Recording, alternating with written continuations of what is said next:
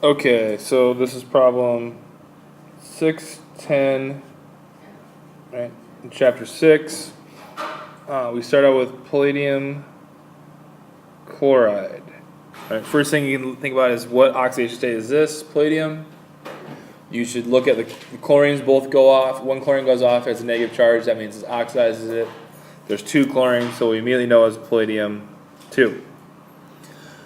Now we know, usually if there's an oxidative addition, if there is a need for an oxidative addition, we usually need palladium 0. Right? So that means we can't start with palladium 2, we need to turn into palladium 0. But now in this case, with this starting material,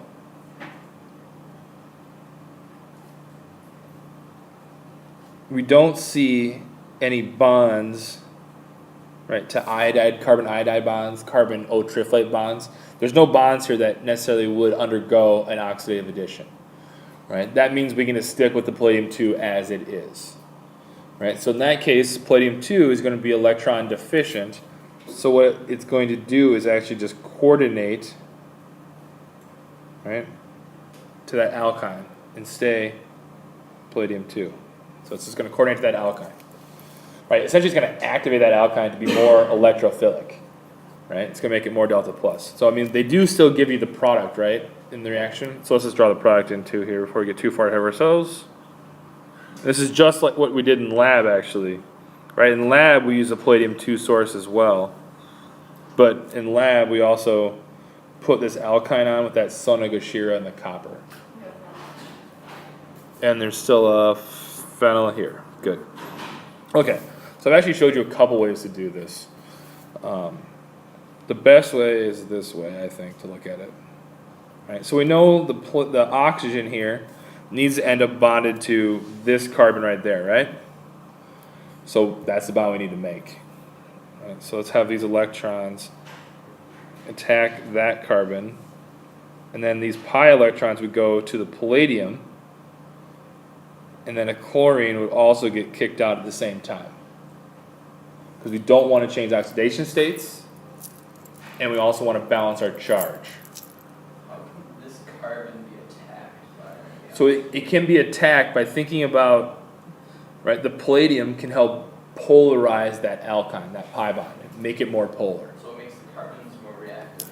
Right, it makes that carbon more reactive because it's pulling away electron density from that carbon. But this isn't like an SN2. No, it's not like an SN2, right? Because it's just it's just breaking the pi bond, right? So it's not quite like an SN2, right? Because the palladium's not, it's only coordinated to that alkyne right now. Okay.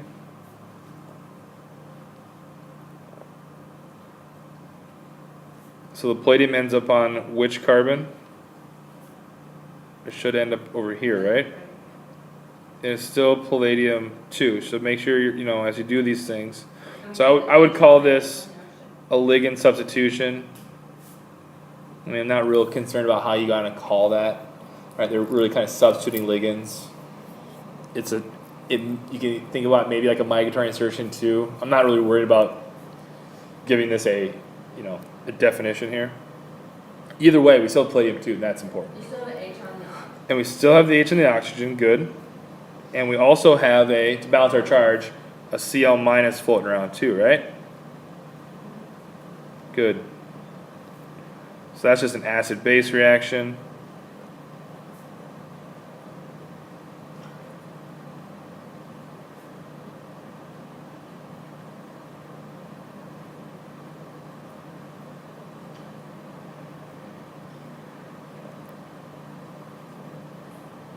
Phenyl, sorry. There's the phenyl there. And the palladium is still hanging out. It's palladium 2. We've also made HCl at this point, right? Good. Right now, alright, so this is all good, but I still have palladium 2, right? I want to have palladium 2 when I'm done, too. Right? So how am I but what do I need to replace palladium with? I need to replace it with hydrogen, right? Because there needs to be a hydrogen right here, right?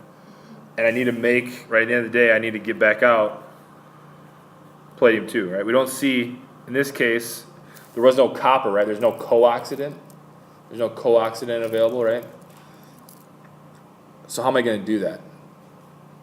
So the easiest way to do it is just almost have like HCl sitting there.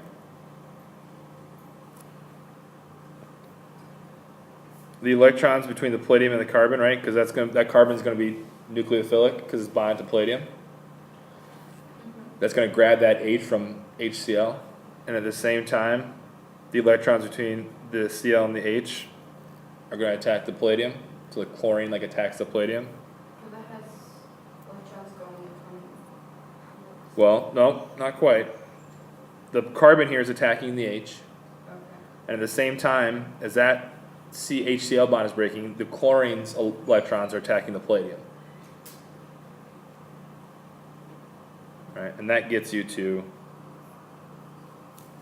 the final product and regenerating the catalyst, right? Always got to remember, regenerate the active catalyst. So in this case, the active catalyst was the one that's doing the actual chemistry is palladium-2. Make sure you make palladium-2 at the end. All right, let's look at 6.4. This is zirconium with CP2, and CPs are our favorite 5-member cyclopentadienyl anions. All right, so let's first take the opportunity to count the electrons and the oxidation state of zirconium. Those are both like little things from the sandwich, the 5-member rings from like ferrocene. Yep, they're 5-member rings. Okay, so let's go through the electron count. First thing we got to figure out is the oxidation state of zirconium. So we got to look at the ligands and pull the ligands off one by one. So we pull an H off, it's going to be H minus, so that's an oxidizing ligand. Pull the chlorine off, that's going to be a Cl minus, oxidizing. We pull the 5-member ring off like this, that's also has a negative charge, oxidizing, and again, oxidizing. So it's actually going to be zirconium 4 plus, right? Or our little 1V. We'll go with the Roman numerals because they're fancy. Classy. Super classy. So if it's zirconium 4 plus, how many valence electrons does zirconium 4 plus have? Has 0, right? So 0 electrons. How many valence electrons is the hydrogen giving? So the H minus is giving 2. The Cl minus is giving 2. Each one of these guys is giving 6, and there's 2 of them, so it's 6 plus 6. So our total count is 16 electrons around this one. Good. Good. You gotta be able to do that too. So now let's just look at what's happening as far as chemistry with this. So this is kind of a nice one because it's showing some similar stuff we've done, but with a different metal and some different things. So let's go zirconium 4 plus, always showing that oxidation state. Showing the Cl. I'm just going to draw these as CPs. Right? Cyclopentadienyl anion, they call them CPs. Sometimes you'll see CP star, which of course just means there's methyls off of all these, so it's CP star. Like jazz hands. Yeah, got your attention there. Good. So we have the zirconium 4 plus, so it's pretty delta plus, right? So it's not like that palladium 2, and it's reacting or interacting. The other starting material in this is just an alkene, right? So again, you should look at this and say, well, there's no way I can do an oxidative addition. Plus, I already have zirconium 4 plus. There's no d electrons, right? I can't make it any more oxidized. But it's also super delta plus. So let's have it coordinate, right, to that alkene. Let's draw. I'm going to draw it a little differently down here, just so it's easier to see what we're going to do. Oh, they do give us the product. Touche. Smart. Let's draw the product. So the product is zirconium CPs The Cl still on it.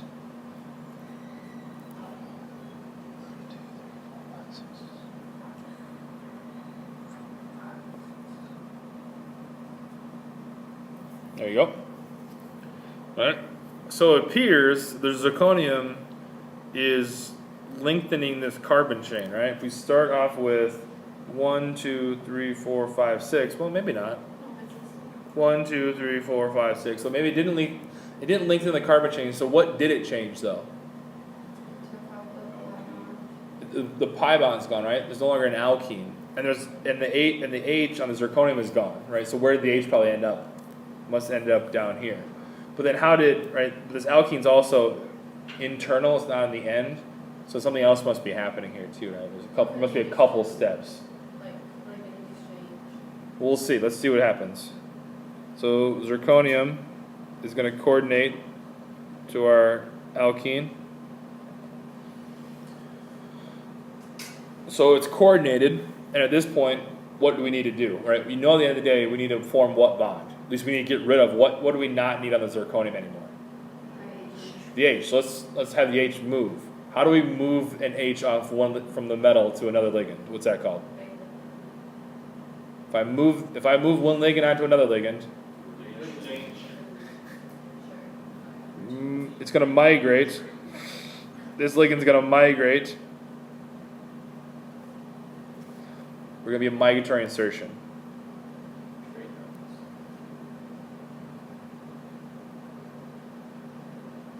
A migratory insertion.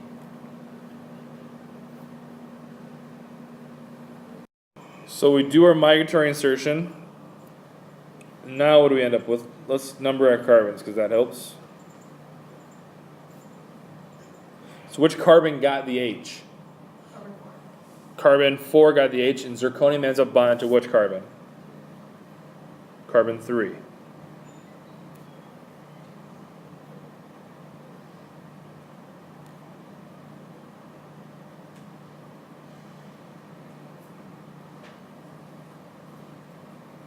New H.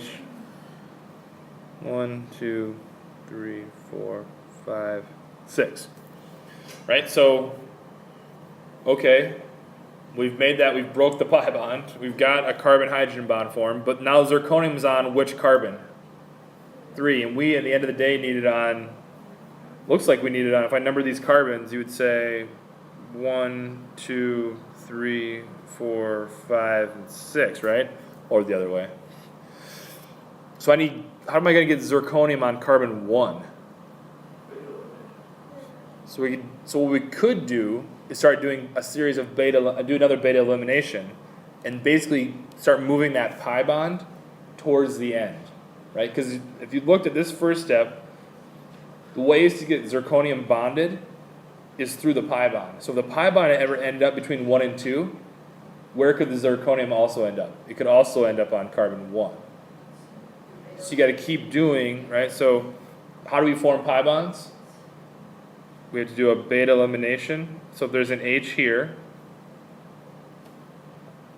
right? Because this is the alpha beta carbon, a beta elimination. So these electrons would attack zirconium. And the electrons that were bonded between the zirconium and 3 would form a new pi bond between 2 and 3. So this is, of course, a beta elim.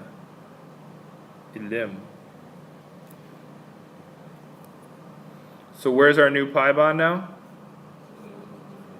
Between 2 and 3. All right. 1, 2, 3. Where's zirconium at? Now it's just coordinated, and it got back its H, Cl, Cp, Cp. What drives this? So here we go, let's keep going. So we're going to keep migrating now. Let's do another migratory insertion. That H attacks carbon 3 now. The pi bond reattacks zirconium. So now zirconium is bonded to which carbon? Now it's bonded to 2. New H. ZR. 4+. I'm not going to draw this stuff in anymore. I'm getting lazy. Alright, 1, 2, 3, 4, 5, 6. I need to do another beta elimination. What am I gonna eliminate from which carbon? From carbon 1. So I'm gonna take the H from here, do another beta elimination. So this is Can you write it like that, or can you write MIG a single electron insertion. as well, or is that everything? I like, for the beta elimination, I think it's if you want to do it single electrons, that's probably fine. I just- Usually it is done with 2 electrons, but Okay. it gets the same place. I mean, you're logically thinking about it, that's important. Beta elim.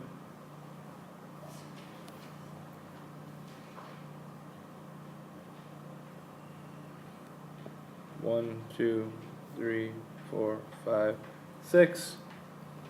Now the zirconium's coordinated here. Has an H on it. This has got one more migratory insertion to go. And that gets us to our final product, which is this guy right here, which is of course still zirconium 4+. So does zirconium change oxidation state at all during this? No, it did not. Let's show a couple essentially ligands, like how ligands can bond. All right, so if I have metal and it's bonded to something that looks like this, if it's bonded to something that looks like this,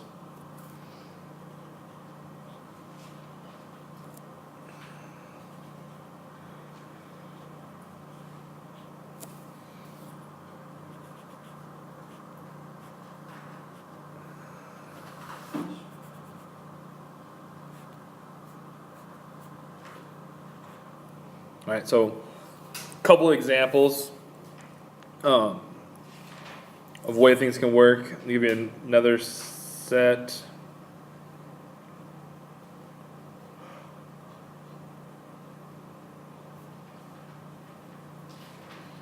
What exactly is that one on the A right there? So we'll get there.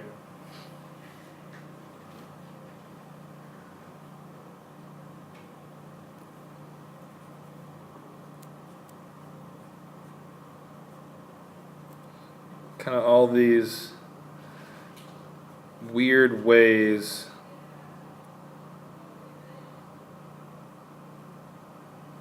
these metals can bond, or how we call it that slipping. Right? How we keep track of how many electrons are actually, coordinating and whatnot. Okay, so let's take it from the top. This guy. So these two are the same exact thing drawn different ways. There is no slipping going on between these two. Between these two right here, these are exactly the same ligand, drawn 2 different ways. Same number of electrons being donated, same oxidizing factor as well. So if you give 2 active carbon, it's not going to oxidize? So either way, what it looks like, what it should look like, right? You should have M plus, and you should have something that looks like this.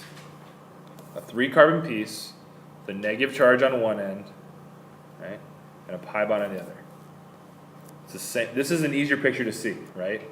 Everybody sees this probably better.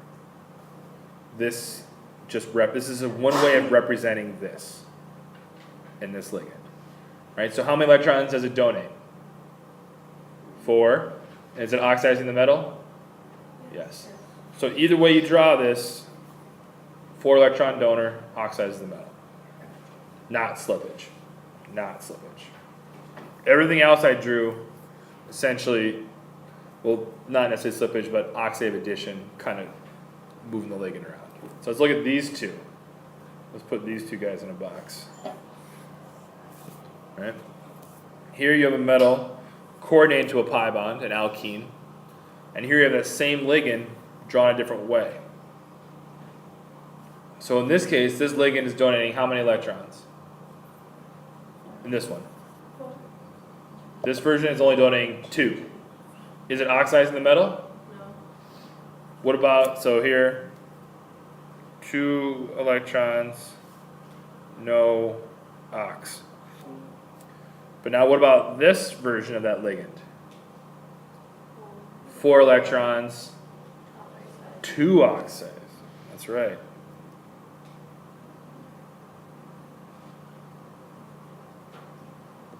Right. Remember how we got there? You can think of how we got there by these electrons going here in that pi bond, and then a lone pair on the metal actually bonding to the other carbon. And that'll get us here. It's like a slippage, but it's also an oxidative addition, right? Because we went from metal 0 to metal 2 plus in that situation, right? Right, so it makes sense here. We're doing 4 electrons, 2 oxidation states. Basically the same exact thing is taking place with the alkyne, right? This alkyne right here is a 2 electron donor, no oxidation state, no ox as a NOx. No ox. But then if I draw the arrows in where this pi bond attacks and the lone pair on the metal attacks that carbon, you get to that situation. Where now, how many electron donor is this ligand? 4 electrons, and it's oxidizing it 2 times, 2 ox, right? Yes, so far? So now let's compare these two. So this one we've seen, it's our good old cyclopentadienyl anion.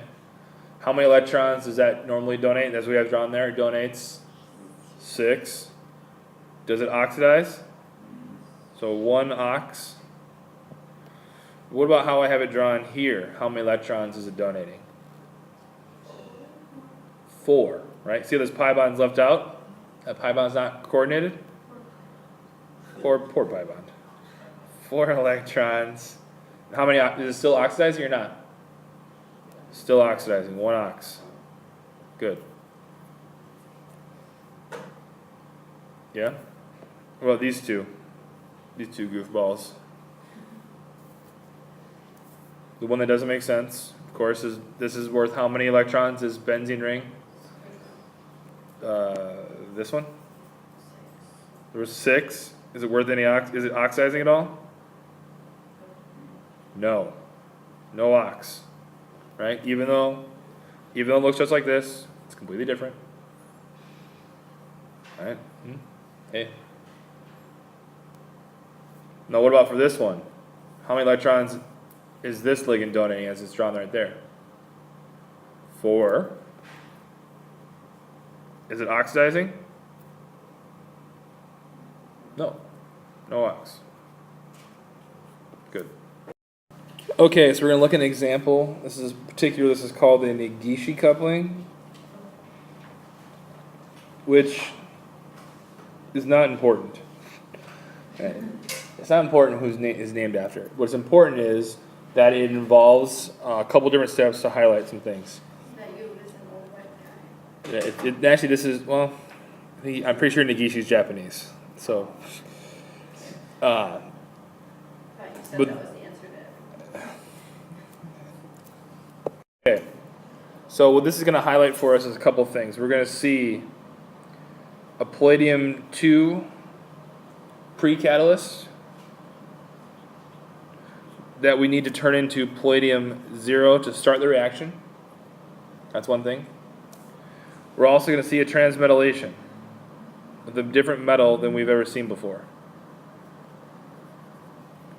But it's still a metal. All right, same idea. So let's start. Our starting material, I'll make this semi-simple. Aryl bromide. And we're going to make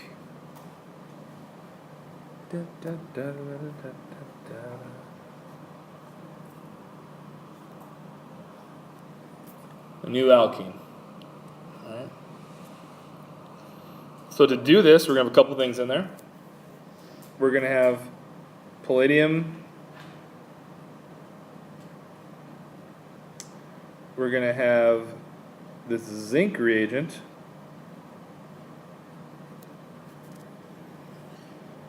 And we're also gonna add in, it could be one of many things, but in this case I'm gonna say triphenylphosphine. So we're gonna add an extra ligand in there, right? So let's say we have 2 mole percent of this, and we have 10 mole percent of the ligand. So there's an excess of ligand in there. So it's doing more than just coordinating to the metal. It must be doing something else. Now the zinc, we need a full equivalent, right? And we need one equivalent of the starting material. Right? We need one of the equivalent of the zinc, right? Because the zinc's carrying this piece, right? So if we're going to make one of these, for every one of these, we need one of these. For every aryl bromide, we need an aryl zinc, or zinc with a carbon bond there. So we ask ourselves in these situations, what's the oxidation state of the palladium? Palladium 2. And when we see palladium 2, we say, well, if there's going to be an oxidative addition that needs to take place, we need to turn that palladium 2 into palladium 0, right? So we see palladium 2, or we have palladium 2. Make sure I drew that right. Fix it. It needs to be palladium 2, right? And then you turn to palladium 0. So palladium needs to get back those electrons. So one of the ways we can do that, this phosphine lone pair can actually attack the chlorine. Those electrons go to the palladium, and the other chlorine gets kicked out. So it results then, we have a palladium 0, right? There's this lone pair. We have a Cl minus, we have a Cl bind to phosphine, and a plus charge on the phosphine. Right? The phosphine donated electrons, they attacked the chlorine, those 2 electrons went to the palladium, and then this chlorine got those other 2 electrons. So in this case, the palladium was reduced, right, to palladium 0. Now palladium 0 is more likely to do an oxidative addition, right, because it now has those electrons it's willing to give up. So anytime you see an aryl, right, a carbon bromine, a carbon iodide, that carbon O triflate, something that can do an oxidative addition, you need to have palladium 0. What's that? Why wouldn't it attack? Because it can. Electron does. So why does the lone pair attack the chlorine, right? Good question. Because it has to get this to work. But, or, what else do you have an idea? I was just thinking, well, why can't it like just attack the metal and then kick off the chlorine? I don't know. Couldn't you do that Just twice? because Right, you could think about kicking out Cl minus twice, but that doesn't quite work out. The palladium needs to get electrons somehow, right? So it got reduced. The palladium got reduced, right? It went from 2 to 0. So somehow along the line, you got to get the palladium getting electrons back. What did we used to do in class? So in class, we also looked at just having H minus. So in that case, right? So I'll just show that here. So another way in class we looked at it was, let's say if you have this, and you attacked it with, right, H minus. So then, right, you still have palladium 2. What essentially you can do here, though, is just a ligand exchange, right, like an SN2 on the palladium. So the H minus would attack and kick out the chlorine, and then it would do it again and kick out the chlorine. So then we'd have palladium with 2 H's on it, right? And we'd have Cl minus, we'd have 2 of those. What's the oxidation state of the palladium right now, though? It's still 2, but now we could do a reductive elimination, right? We could do a reductive elimination here and make H2 gas. So is the reason why you wouldn't do it before is because CO2 gas is... You're not making Cl2 gas. I mean, right? So I wish I didn't do it that way before, is because it doesn't make sense as much. So you already see the 2 ways. but like, say if we did have the triphenylphosphine attack the palladium and then kick out of chlorine, we did that twice, and then now palladium with 2 phenylphosphine groups on it, right? So Isn't it palladium 0 though, because now it's not being oxidized? 'Cause Yeah. but who took the electrons away? When you have the the phosphine attack the palladium, is the chlorine leaving as Cl minus? See, So then now it's still palladium usually 2 plus. If we looked at like palladium with just two phenylphosphine groups on it, we'd be like, oh, that's, Palladium 0. yeah, it's not being oxidized. So that's just where I'm Why have you struggling. Right, so we'll address this, how this looks, but let's also go back, let's finish this point out, right? Why did having H minus work better, right? Because once you get the palladium with the two H's on it, right, it's still palladium 2, but you can do reductive elimination, right? That's what these arrows are. And you'll make, right, you'll make palladium 0 an H2 gas, which is much more reasonable than Cl2 gas. Right, so that will happen. Now, let's get back to, let's see, what can I move? What we're actually trying to do. Let's move this, let's move some of this stuff out of the way. Let's pursue this idea of if I have palladium, what happens if I just do the triphenylphosphine attacking it? All right, so let's look at that. So we're gonna have the attack, and one of the chlorines is gonna leave, right?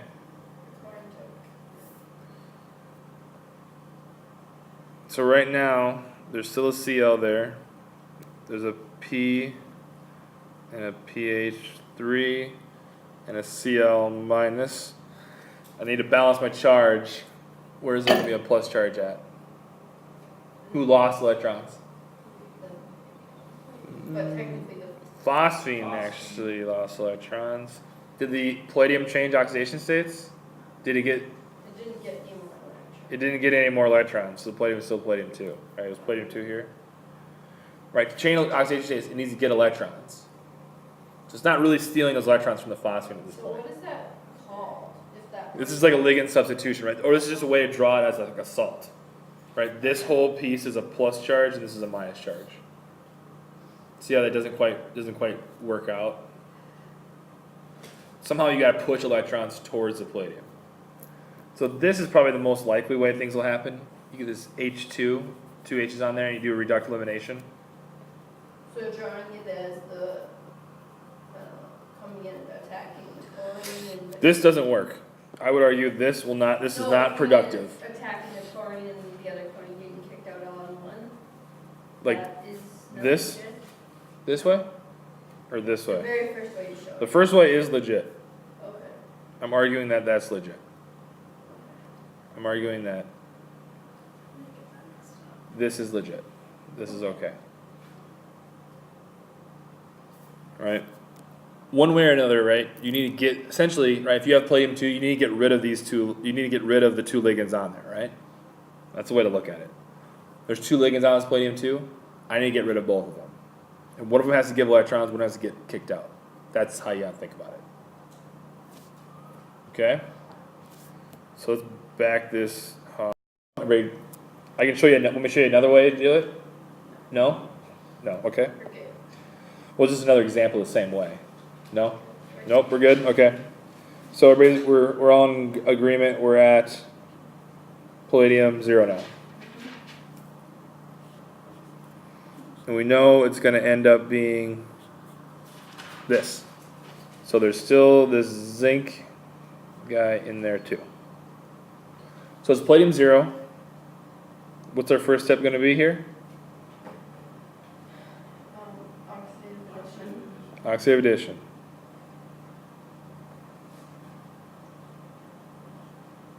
Palladium has 2 electrons. See, it's donating those 2 electrons. So oxidative addition.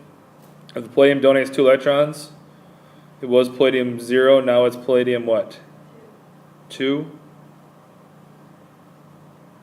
Right? You can see where those electrons have gone. Whoops. Okay? You know which bond you need to form. You need to form this carbon bond. To get this, right, you need to get this piece on the palladium somehow, right? Usually palladium or rhodium is the one that actually you need to get the cool stuff on to make the bond, right? So the zinc is just there to simply give its ligand to palladium. Yep. So that's the transmetallation part. So let's draw it this way.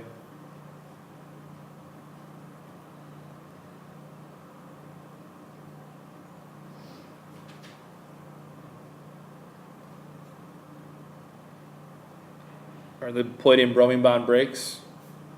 This carbon zinc bond breaks and goes to the palladium. So the metals are exchanging ligands, right? The transmetallation. Did it change oxidation state? Nope. So the palladium now has this and this ligand, right? Don't lose carbons along the way. And you've made zinc bromide. So it's still palladium 2. Now from here, to finish it off, you need to do a reductive elimination. Right? And that regenerates palladium 0, right? Which you need to regenerate because that's the active species, the actual active catalyst.